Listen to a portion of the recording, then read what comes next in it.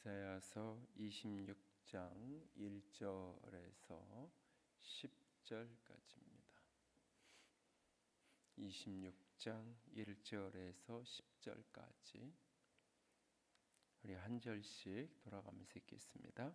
그날에 유다 땅에서 이 노래를 부르리라. 우리에게 견고한 성읍이 있으며 여호와께서 구원을 성벽과 외벽으로 삼으시리로다.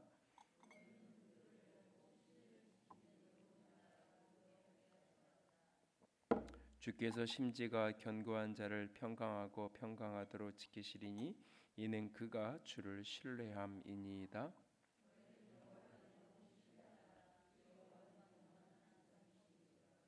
높은 데에 거주하는 자를 낮추시며 솟은 성을 헐어 땅에 엎으시되 진토에 미치게 하셨도다.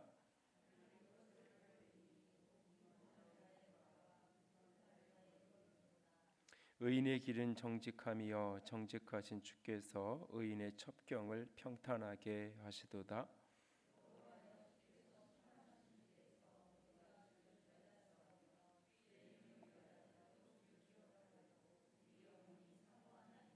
밤에 내 영혼이 주를 사모하였사온즉 내 중심이 주를 간절히 구하오리니 이는 주께서 땅에서 심판하시는 때에 세계의 거민이 의를 배움이니이다.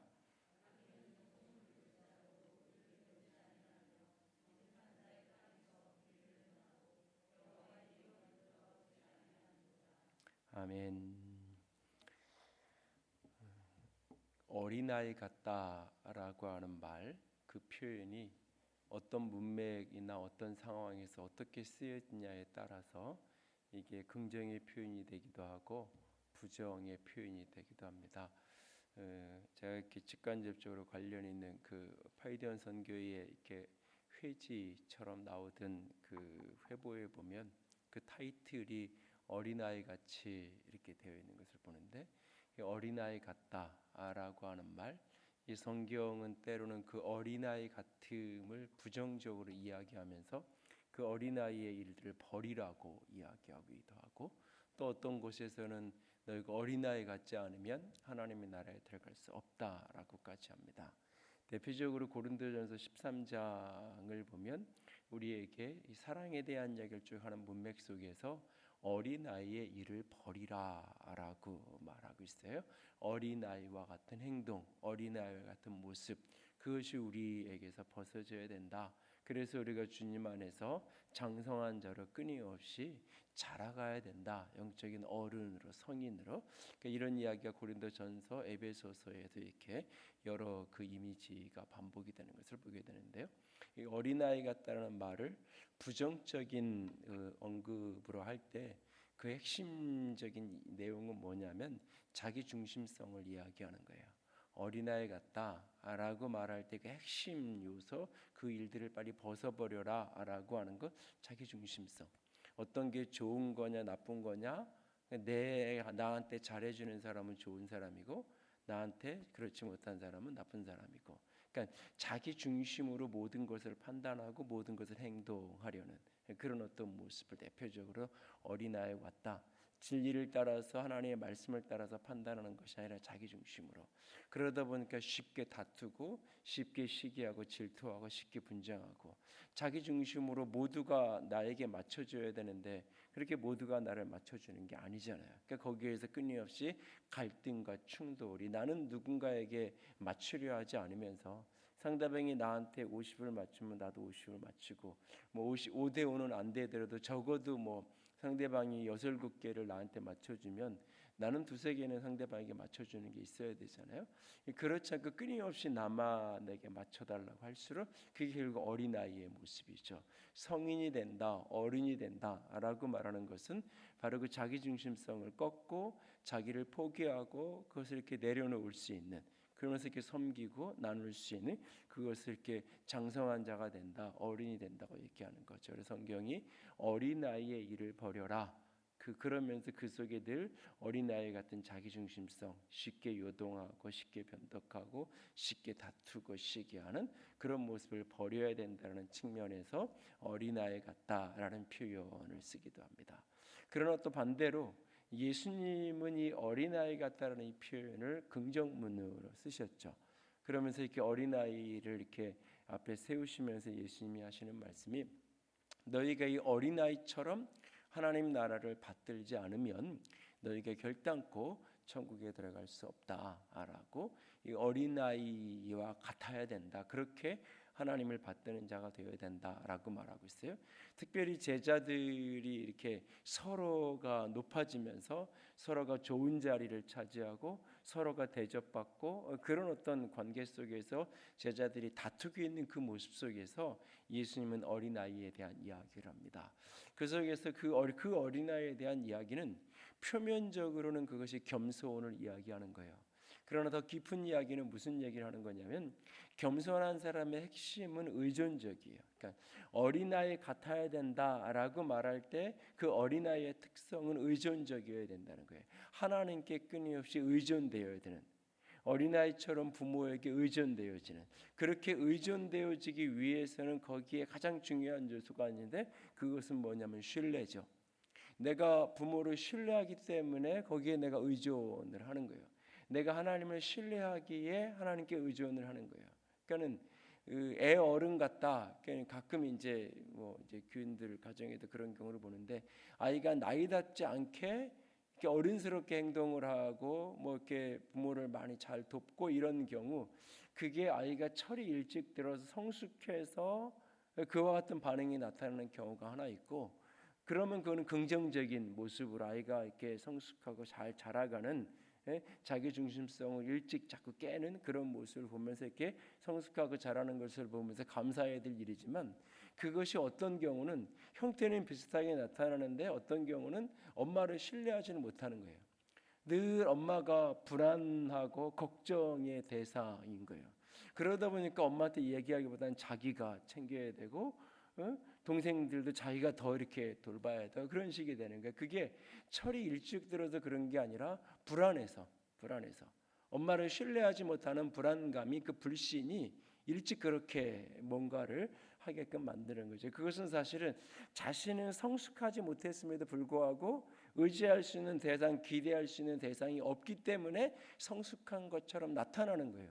그것은 결국 나중에 역반응에 역작용이 이제 나타나죠. 그것이 어떤 형태로든지 역작용이 나타나면서 이제 문제가 나타나는 경우가 종종 있어요. 그러니까 자녀들이 이렇게 일찍 철들었다고 이렇게 뭔가를 집안일 열심히 하고 엄마도 잘 도와준다고 마냥 좋아할 일이 아니에요. 그것이 어떤 모습 때문에 저 아이가 저것이 혹 그 속에 부모에 대한 신뢰감이 떨어져서 오히려 그런 반응이 나타나는 거라면 그것은 굉장히 사실은 잘 문제를 또 다른 관점에서 이게 들여다봐야 될 부분이 있어요. 그러니까는 우리가 어린아이 같다 하나님을 향한 신뢰, 부모에 대한 신뢰 이 같이 연결이 되어 있는 거예요. 우리가 어린아이처럼 하나님의 나라를 받드는 자가 되어야 된다라고 하는 이 말은 끊임없이 하나님에 대해서 의존적인 존재가 되어야 되는, 의존적인 존재가 된다는 것은 끊임없이 하나님을 신뢰하는 자로 서야 된다는 것을 말하고 있는 거예요. 그러니까 이사야서의 내용을 계속해서 다루면서 이 내용 전체를 지금 이렇게 이 본문은 계속 바꿔가지만 지금 사명자, 부르심을 받은 사람들에 대한 이야기를 하고 있어요. 아주 좁게 이야기하면 목회자에 대한 이야기일 수도 있지만 넓게 이야기하면 모든 그리스도인이 하나님 앞에 부름받고 사명을 받은, 그래서 나름대로 자기의 역할 속에서 그것이 가정이든 교회이든 일터이든 그것에서 부르심받고 보냄받은 사명자로 살아가는 사람들, 그 부르심에 응답하고 헌신하며 살아가는 사람들, 가장 먼저는 예수 그리스도의 십자가를 복음으로 만나야 되는 구원의 감격과 은혜가 있어야 되고 영혼을 향한 사랑 하나님의 마음이 그 속에 부어져야 되고 그 일을 감당하기 위해서는 끊임없이 그 속에서 성령의 능력이 우리에게 부어지는 위로부터 오는 능력이 우리에게 덧입혀져야 되고 더 나아가서는 지난주에는 이제 내가 기도의 영을 가지고 내가 단순한 기도의 동력자를 뛰어넘어서 내가 중보하면서 기도할 수 있는 그런 사람이 되어야 된다 그랬는데 오늘 이야기하고 싶은 건 뭐냐면 끝까지 하나님께 의존적인 존재가 되는 거예요. 끝까지 하나님을 신뢰하는 자로 살아가는 거예요.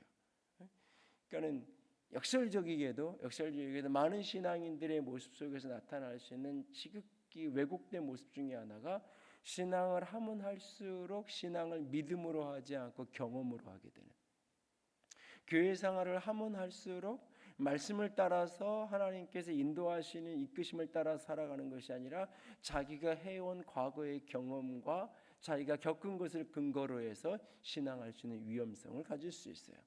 몇 주 전에도 제가 가장 어쩌면 교회 안에서 믿음 없을 수 있는 사람의 목회자라는 이야기를 잠깐 했지만, 이렇게 때로는 신앙을 하면 할수록 때로는 어떤 문제와 사건과 상황들을 분석하고 어떻게 이거에 반응해야 되겠느냐라는 생각을 할 때마다 믿음의 관점에서 하나님의 뜻이 어디 있고 내가 어떻게 이 일 속에서 오늘도 여전히 믿음의 응답을 해야 되느냐라는 것을 묻기보다는 현실적인 계산을 하고 현실적인 판단을 하고 그 지극히 인간적인 모습으로 얼마든지 반응하는 사람이 되어질 수 있는 거예요.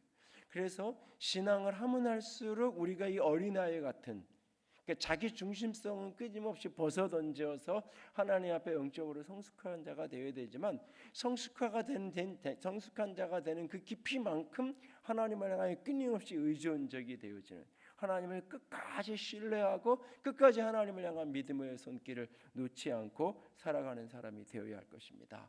그 믿음의 모습이 오늘 본문 속에 크게 두 가지 모습으로 오늘 좀 들여다보기 원하는데, 4절에 보면 너희는 여호와를 영원히 신뢰하라, 하나님을 영원히 신뢰하라 그 말하면서 특별히 그 위에 2절 3절, 특별히 3절을 보면 주께서 심지가 견고한 자를 평강하고 평강하도록 지키시리니 이는 그가 주를 신뢰함이니이다. 주를 신뢰한다라는 것을 여기 3절에서 심지가 견고한 자라고 하는 표현을 썼어요. 심지가 견고하다. 이 표현을 현대 세번역 성경이나 많은 현대 공동번역이나 여러 가지 번역에서 대부분 어떻게 번역을 했냐면 한결같은 마음 이렇게 번역을 해놨어요. 그러니까 요동하지 않고 흔들리지 않는 마음. 그러니까 한번 내가 방향을 정하고 하나님 앞에서 부르심을 받았으면 그것을 끝까지 견뎌내는, 끝까지 포기하지 않고 견디고 끝까지 이겨내는 그 모습, 그것을 심지가 견고한 자라고 표현을 하고 있어요. 믿음이라는 단어를 설명할 때 이 구약의 여러 단어들이 표현되는데 대표적으로 믿음을 가리키는 이 단어가 어떤 의미냐면 버틴다, 견딘다라는 게 믿음이라는 표현하고 깊이 연관되어 있어요. 그러니까는 그 모세가 이스라엘 백성들이 아말렉과의 전쟁을 하고 있을 때에 산에 올라가서 손을 들었을 때에 이 손이 올라가서 버티고 있으면 이스라엘 백성들이 이기고 이 손이 내려가면 이스라엘 백성들이 지잖아요. 이 손이 버티고 있는 이게 믿음이라는 단어랑 똑같은 단어예요. 이게. 그러니까 끝까지 포기하지 않고, 그러니까 하나님께서 약속을 주셨고 하나님께서 부르신 그 믿음을 마지막 순간까지 포기하지 않는, 내가 처음 신앙할 때 가졌던 하나님을 향한 그 믿음이 세월이 아무리 지나도 그것이 여전히 활성화된 믿음으로 하나님 앞에 여전히 서 있는 그 모습, 때로는 인생에 이런저런 실패와 성공을 경험함에도 불구하고 여전히 신실한 믿음을 잃어버리지 않는, 심지가 견고하는, 처음부터 끝까지 믿음의 이 터널을 끝까지 겸손함으로 걸어갈 수 있는 사람, 그 사람을 가리켜서 믿음의 사람. 오늘 우리가 사명자로 부름받고 하나님의 사명을 감당하면서 걸어간다고 할 때 잘못하면 이 부분이 쉽게 놓쳐져 버릴 수 있는 거예요.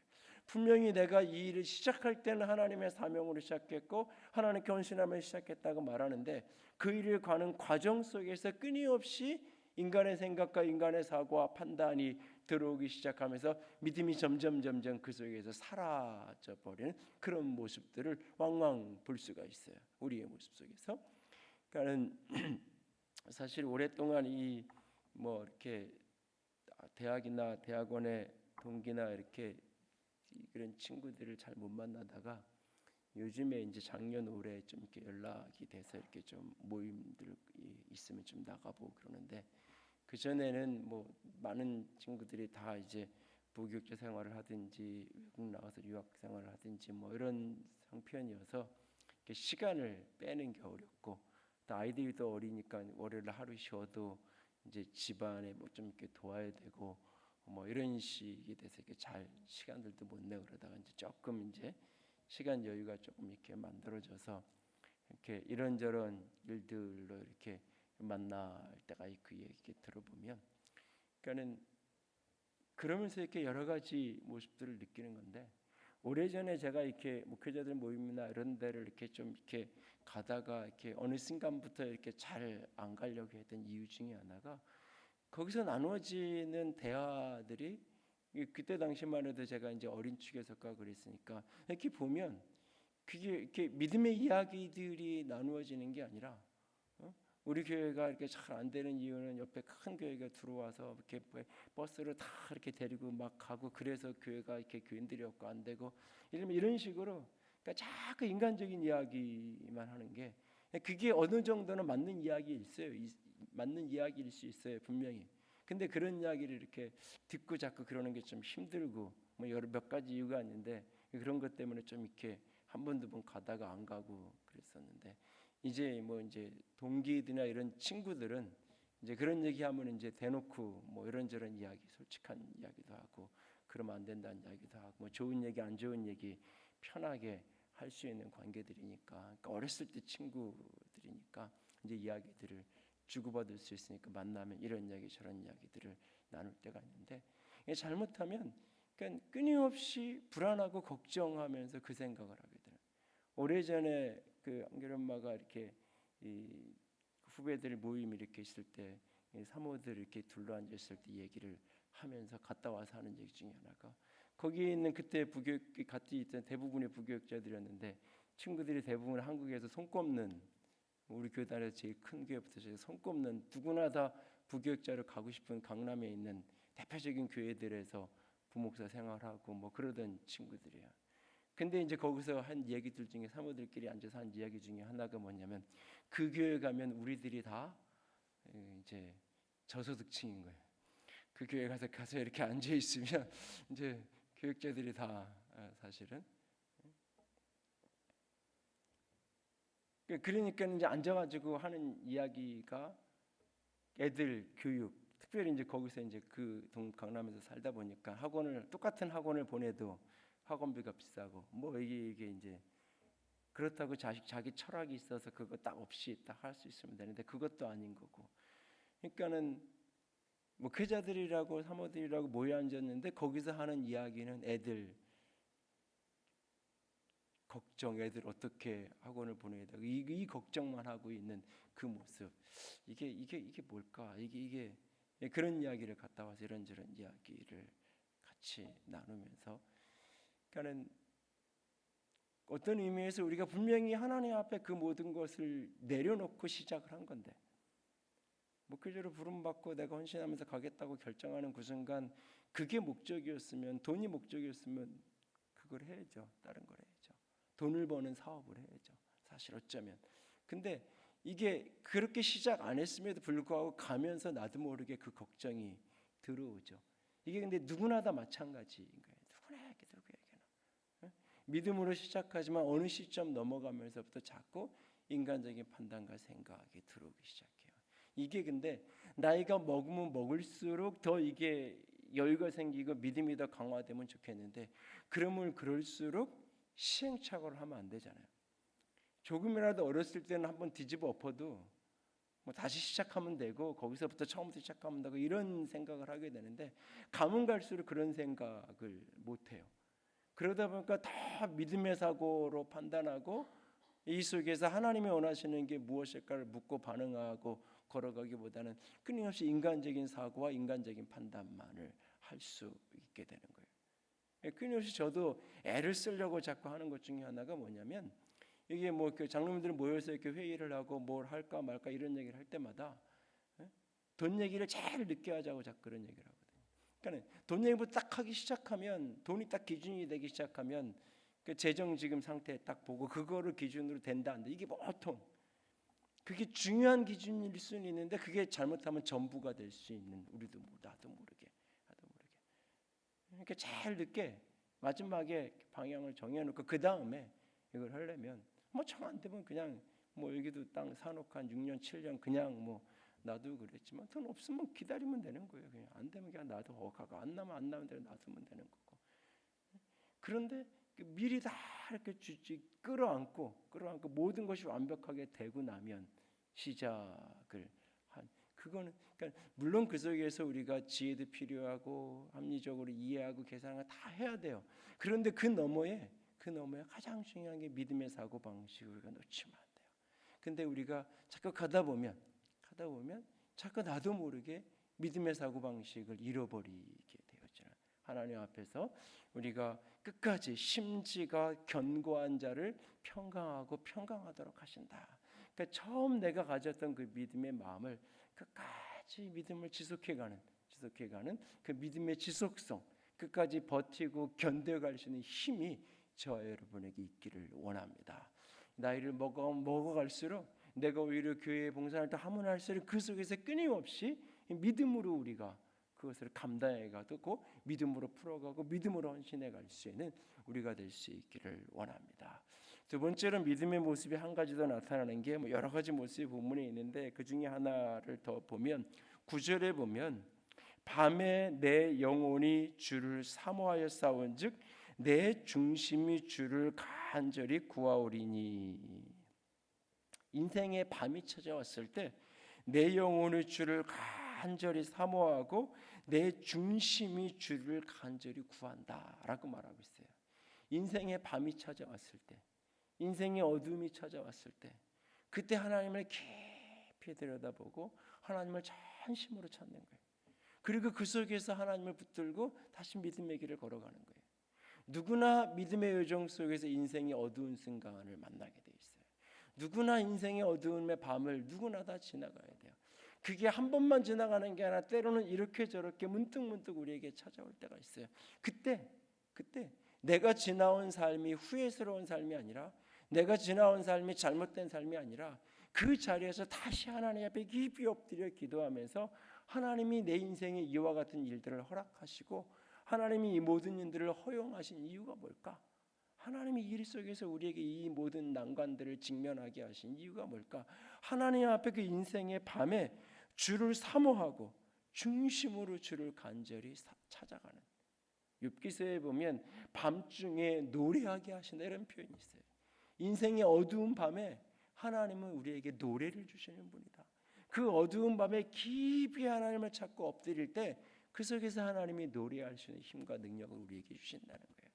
인생의 어두움을 만나고 인생의 그 캄캄한 밤을 만났을 때 하나님 앞에서, 오늘 기도하면서 이영민 선교사님을 소개했지만 이영민 선교사님이 청신대학교 유아교육과 1회 출신인데 보육과에서 유아교육과로 바뀌고, 근데 이제 4학년 졸업을 안 하고 4학년 1학기까지 마치고 당시에도 학내 사태가 막 이렇게 힘들고 이렇게 이 전두환 시절에 여러 가지 대통령 시절에 여러 가지 혼돈도 있고 막 이러면서 이제 학교 데모하고 막 이러다가 그 화가 나고 그러면서 이제 학교에 자퇴를 내고 부모님들이 이민을 이제 에콰도르 이민 가시는데 가족이 같이 그냥 결혼을 그때 막 하면서 이제 이민을 간 건데, 그래서 이제 다 내려놓고 가서 이제 이민 생활 열심히 아버님 이민해서 대형 마트 하니까 열심히 마트 돕고 그랬죠. 그러다 어느 날 거기에 강도가 들어가지고 싹 다 잃어버리고 죽음의 사선을 넘어가는 그 고비를 그 속에서 넘고, 그 순간 제 불같은 자기 성격, 지금은 성격이 많이 죽었는데 하여튼간 그런 성격이어서 조금만 부정적이고 조금만 불의하면 그걸 참아내지 못하고, 그래서 이제 학교가 막 혼돈스러울 때도 제일 앞장서서 막 그러다가 자기 분에 못 이겨서 결국은 학교도 그만두고 그렇게 이제 이민을 가는데 같이 가서 이제 살다가 그 생명의 사선을 넘어가는 그 위기를 경험하고 나서 죽음을 생각하고 나니까 내가 이방 땅에서 여기서 이 마트에서 캐셔하고 이것만 하다 내가 결국은 인생을 끝낼 건가? 그 씨름 속에서 결국은 거기서 인생의 턴을 하고, 그래서 사실 신학을 한국에서 하신 분이 아니에요. 그래서 이제 에콰도르에서 신학을 하고 미국엔 위클리프라고 이제 한국의 GBT의 원래 미국 성경 번역 선교회, 이건 한국에서는 이제 GBT라고 이제 새로 이제 만들어진 거고, 이제 위클리프 국제 위클리프에 들어가서 거기랑 연결이 돼서 문화 사역, 문맹 대치, 성경 번역 뭐 이런 사역을 하면서 살았던 건데 그 인생의 죽음의 사설을 한번 넘어가고 나면서 자신이 버렸던 사명의 길, 부르심의 길을 다시 찾아서 가는 거죠. 그렇게 선교를 시작했기 때문에 지금 뭐 40대 중반 좀 넘어가 후반이 아직 안 됐는데 불구하고 선교사 경력 30년이 넘잖아요. 그러니까 뭐 보통 일반 선교사들이 했던 몇 텀을 하는, 그러니까 그렇게 그냥 대학 졸업하고 가서 거기서 이 살다가 겪어서 그러다 보니까 이제 많은 또 우여곡절을 겪어요. 그러다 결국은 이제 사모님이 당뇨 합병증 건강 때문에 쓰러지고 뭐 대형 집회도 많이 강의도 하고 뭐 미국 한국보다는 미국 쪽에서 더 강의도 하고 신학교 사역도 하고 뭐 이러다가 이제 어느 날 사모님이 쓰러지고 모든 것을 이제 하나씩 놓아야 되는, 그 속에서 다시 하나님을 묵상하기 시작하고 지금은 뭐 한국에 들어와서 치료받고 그러니까는 후원 받는 게 거의 없어요. 그래서 사실은 GBT 선교 본부에서 다른 선교사들 선교 후원금 들어온 걸 다른 선교사들이 조금씩 이렇게 자기 선교비에서 떼어줘서 그걸로 수술도 하고 그걸로 생활도 하고 몇 년째 이제 그렇게 지내다가 이제는 이제 다시 이제 본부 사역을 올해부터 이제 시작을 하고 이제 그 아들은 에콰도르에서 태어나서 평생 에콰도르에 살았던 아이죠. 근데 이제 엄마가 아프면서 한국에 들어와서 이제 한국 문화가 몇 년 지나니까 조금 적응돼서 이제 사는데 그 작년에도 교회 잠깐 오셔서 하루 주일날 말씀 나눴지만 그 다시 어떤 속에서 하나님이 자신을 꺾어가는 그 아직도 자기 속에 해결되지 않은 혈기와 자기 열심이 다시 올라오려 그러고 이만큼 내가 40대 중반에 한국에서 선교 경력 20년 넘은 사람으로 인정받고 그러면서 선교한국 집회부터 여기저기 신학교 강의부터 뭐 이렇게 전 세계로 돌아다니게 되고 이러면서 자기도 모르게 그리고 그 에콰도르 원주민 사역을 직접 했기 때문에 짐 엘리엇 선교사 비롯해서 그 창끝이라는 영화의 주인공들 바로 그 기차 부족 그 사람들이에요. 그 전도에 세우신 그 교회 교인 중에 그 선교사들을 찔러 죽였던 그 자손들이 그 교회 목사가 되고 바로 그 사람들이에요. 그 영화 속에 김병만이 가서 찍었던 뭐 정글의 뭐 어디 정글의 법칙인가 찍었던 바로 그 옆마을 거기서 실제로 거기서 살던 그런 경험까지 있으니까 얼마든지 나도 모르게 서서히 어느 날부터 교만해지기 시작하고 하나님의 은혜가 하나님이 나를 붙들고 온 게 아니라 내가 이만큼 했다라고 나도 모르게 올라오기 시작하죠. 근데 어느 날 아내의 건강 때문에 쓰러지고 작년까지도 본부 사역을 안 하려고 그런 거예요. 작년까지도 어떻게든 에콰도르 자기는 다시 간다고 끝까지.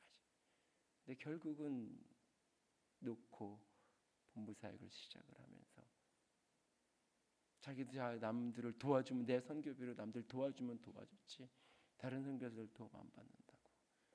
근데 결국은 그게 아니면 살 수 없는 처지까지 떨어지죠. 근데 그 속에서 하나님을 새롭게 만나는 거예요. 새롭게.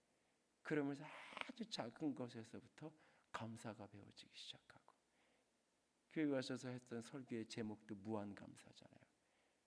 말끝마다 무슨 이야기로 어떤 대화를 나누고 어떤 이야기를 주고받아도 결론은 늘 하나님에 대한 감사의 고백 속에서 한 걸음 한 걸음 오늘도 우리가 삶을 살아가면서 누구나 다 인생에 살아가면서 오르막길이 있고 내리막길이 있고 또 오르막길이 있고 내리막길이 있어요. 정상에 오르는 시점이 있는가 하면 또 골짜기를 지나야 될 때가 있고 그 인생의 밤을 만날 때 바로 그때 어떻게 반응하는지 바로 그때 신실하게 하나님을 찾는지 하나님을 신뢰하는 사람은 하나님을 찾게 돼 있는 거예요. 보이지 않을 때 그 하나님을 부르게 돼 있는 거예요. 느껴지지 않을 때 그 하나님을 찾아 나서게 되는 거예요. 인생의 밤을 만나서 아무것도 보이지 않는데 하나님조차 나를 외면한 것 같은데 여전히 하나님을 찾는 거예요. 그게 믿음이에요. 그게 믿음이에요. 우리의 인생 속에서 끝까지 하나님을 향한 믿음으로 심지가 견고한 자로 버텨갈 수 있을 뿐만 아니라 우리의 인생 속에서 어떤 인생의 밤을 만나도 그날 여전히 주님을 찾고 주님을 또 찾고 주님을 또 사모하면서 주님을 찾을 수 있는 저와 여러분이 될 수 있기를 원합니다. 그러면 그 속에서 하나님이 우리에게 깨닫게 하시는 것이 있어요. 그 속에서 하나님이 우리에게 3절에는 평강을 주신다고 말씀하셨고 9절과 10절에는 깨달음이 있다고 말씀하시고 있어요. 9절 하반절에 이는 주께서 땅에서 심판하시는 때에 세계의 거민이 의를 뱀음이니이다. 그런데 10절에 악인은 은총을 입을지라도 의를 배우지 않는다. 악인은 아무리 하나님이 은혜를 줘도 깨닫는 게 없다는 거예요. 근데 믿음의 사람은 때로 인생의 어둠을 경험하는 그 시간 속에서도 하나님의 의를 배우고 그 속에서 하나님의 은혜를 배우고 그 속에서 하나님의 말씀하시는 걸 깨닫는 거예요. 그러면서 또 다른 그 다음 인생의 여정을 떼어가는 거예요. 우리 인생 속에서 끊임없이 믿음으로 한 걸음 한 걸음 끝까지 승리하는 자의 자리까지 이룰 수 있는 저 여러분이 될 수 있기를 원합니다. 바울은 복음을 설명하면서 이 복음이 우리를 믿음에 이르게 한다고 말씀하셨어요. 예수 그리스도를 구주와 주님으로 고백하고 믿음으로 시작한 그 믿음이 마지막 절정에 이른 그 믿음의 자리까지 우리 모두의 믿음은 아직 그 절정에 이르지 않았어요. 우리 모두의 믿음은 아직 그 절정에 이르지 않았어요. 그 여정을 향하여서 우리는 여전히 걸어가고 있는 여정이에요. 그것이 인생의 시간을 지나면서 내 진정한 믿음의 진가가 드러나는 거고 내가 인생의 어둠의 터널을 지나면서 진정 내가 어떤 믿음의 사람이었는지 진정한 믿음의 사람이었는지를 스스로 깨닫게 되고 스스로 알게 되는 거예요. 사실은 그 속에서 우리 모두가 진정 하나님이 인정하시는 믿음을 놓치지 않는 특별히 주를 위해서 우리가 사명을 감당하고 주의를 한다고 할 때 내가 주일학교 아이들을 돌보면서 섬기는 거든지 작은 샘터 하나를 하든지 어떤 일을 하든지 그 일들을 내 실력, 내 가진 것, 내 재능, 내 것으로 하려고 하지 말고 끊임없이 하나님의 은혜로 하나님이 주시는 믿음의 능력으로 그 모든 것을 이루어낼 수 있는 저와 여러분이 될 수 있기를 원합니다. 심지가 견고한 자를 평강의 평강으로 주께서 돕는다고 말씀하셨어요. 밤에 여호와를 사모하고 그를 사모하고 간절히 찾는 자 그가 믿음의 사람이라고 말씀하셨어요. 우리 모두가 그 믿음으로 승리하고 끝까지 그 믿음을 잃지 않는 그래서 하나님 앞에 서는 날 내가 참 신실하게 믿음으로 잘 걸었다고 칭찬받을 수 있는 저와 여러분이 될 수 있기를 주님의 이름으로 부탁을 드립니다. 이 시간 함께 찬양합시다. 하나님의 사랑을 사모하는 자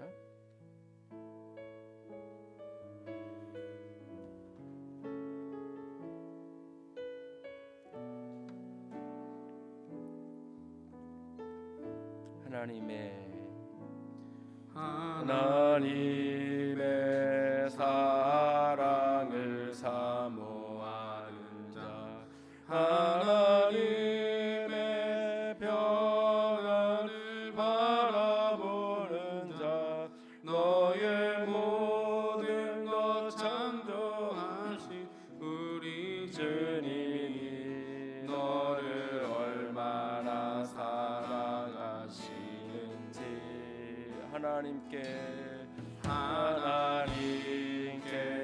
찬양과 경배하는 자 하나님의 선하심을 닮아가는 자 너의 모든 것 창조하신 우리 주님이 너를 자녀 삼으셨네.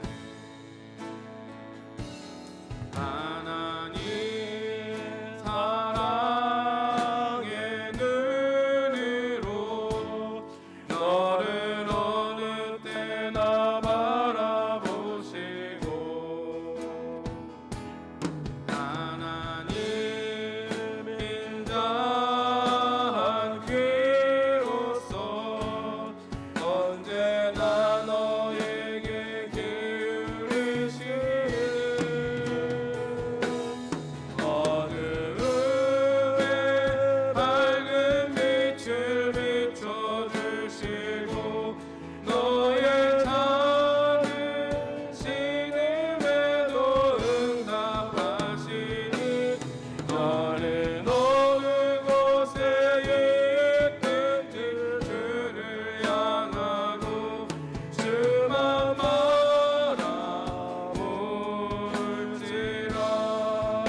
하나님 사랑해. 하나님 사랑의 눈으로 너를 어느 때나 바라보시고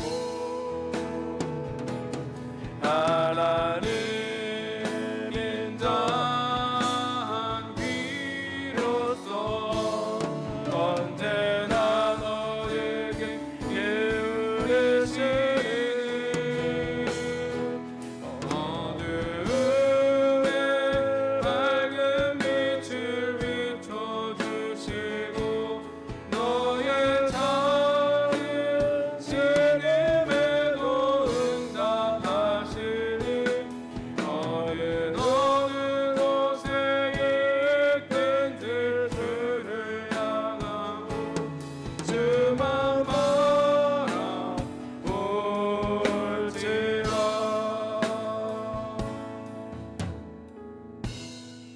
이 시간 함께 기도하며 나아가기 원합니다. 믿음으로 시작한 일을 믿음으로 마칠 수 있는 우리 모두가 되기 원합니다. 심지가 견고한 자, 한결같은 그 마음에 변함이 없는 사람, 하나님을 향한 그 신뢰가 어제나 오늘이나 내일이나 요동하지 않는 사람, 인생의 밤을 만나는 그 어두운 밤 속에서도 주님을 사모하고 중심으로 주님만을 간절히 구하는 영혼, 주님 그런 믿음의 사람 되게 하여 주시옵소서. 같이 기도합니다. 사랑의 하나님, 영광의 하나님, 주님만 사랑합니다. 주님만 의지합니다. 아버지의 사랑하심으로, 아버지의 신뢰하심으로, 아버지의 믿음의 역사와 아버지의 존귀함과 아버지의 거룩함의 역사 가운데 아버지 믿음으로 나아가기 원합니다. 온전한 믿음으로, 온전한 사랑으로, 온전한 영광으로 아버지 끝까지 온 마음을 다하여, 온 영을 다하여, 온 사랑을 다하여 아버지 믿음으로 주님만을 찬양하며 주의 빛과 사랑과 영광 가운데 주님, 주를 향한 온전한 믿음, 열정의 믿음, 사랑의 믿음, 거룩한 믿음, 아름다운 믿음으로 주님만을 붙들고 걸어가기로 작정합니다. 아버지 믿음의 부양을 허락하시고 믿음의 영광을 허락하시고 믿음의 풍성함과 아름다움으로 아버지 우리를 붙들어 주시옵소서.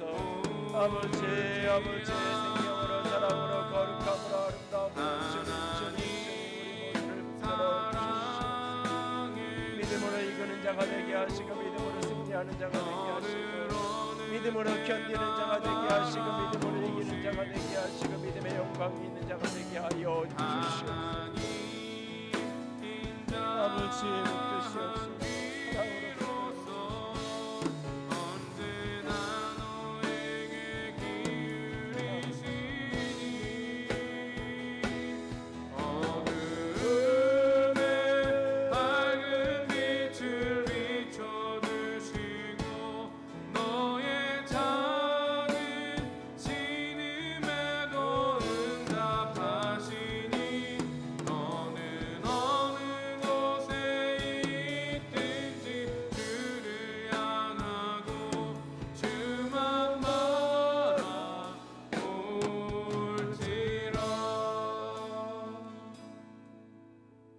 아버지 주님만 사랑합니다.